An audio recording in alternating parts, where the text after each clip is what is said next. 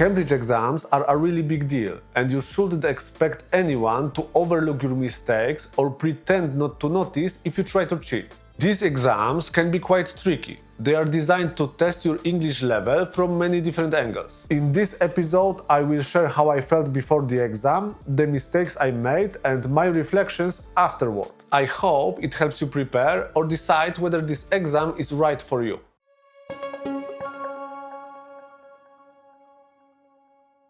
When I began my last attempt to learn English, and trust me, there had been quite a few before this one, I thought I was done with exams. I just wanted to focus on real practical skills, not chase another certificate. But after a while, I realized that taking an exam actually has some real advantages from a language learner's point of view. It shows you your level and it gives you clear proof of how much progress you have made. After spending some time learning, those things become really interesting and motivating. So I decided to take the Cambridge B2 First exam.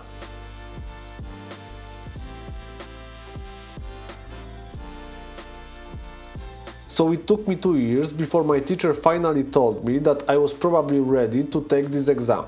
Those 2 years were full of hard work. I spent countless hours in classes practicing grammar, building my vocabulary and speaking with other people. And beyond that, I listened, watched and read a lot in English every single day. Now I should talk about how my specific exam preparation looked, so let's move on to the next part of this episode.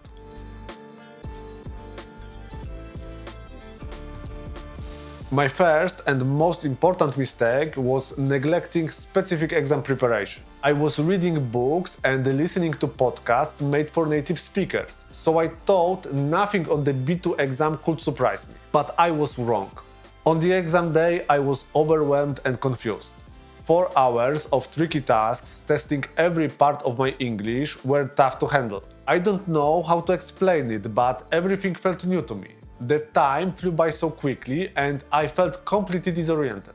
I'm sure that if I had really committed to exam-specific preparation, everything would have felt calmer. Honestly, after the exam, I thought there was a big chance I hadn't passed.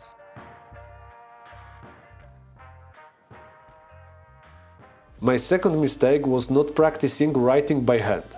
I've been typing everything on a computer or phone keyboard since I finished university. But during the exam, I realized that writing long texts by hand is actually really hard and time-consuming. So believe me, practice writing by hand a lot before the exam. My third mistake was ignoring textbooks and workbooks. They are full of exercises that are almost the same as the ones you get on the exam. After I realized how helpful they are, I added them to my learning routine. And I have to say, I actually enjoy using them now.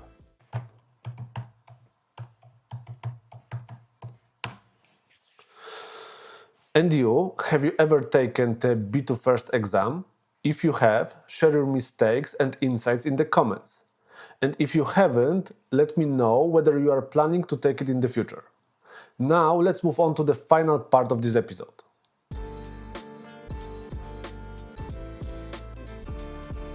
Just after I walked out of the place where I had taken the exam, I was exhausted. 4 hours of listening, reading and writing had really worn me out. Honestly, my confidence about getting a good result dropped immediately.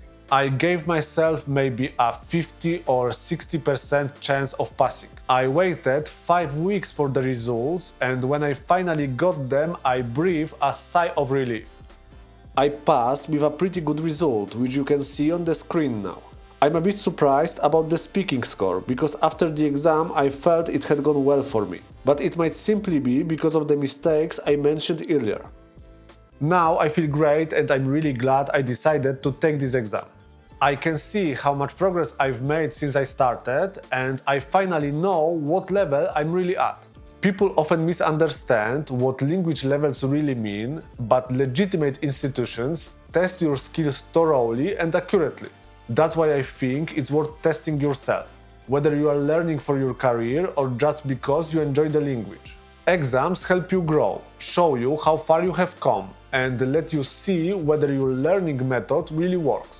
This exam was just one step on my journey. And if you want to know more about my methods and how I study, I will be sharing everything here on this channel.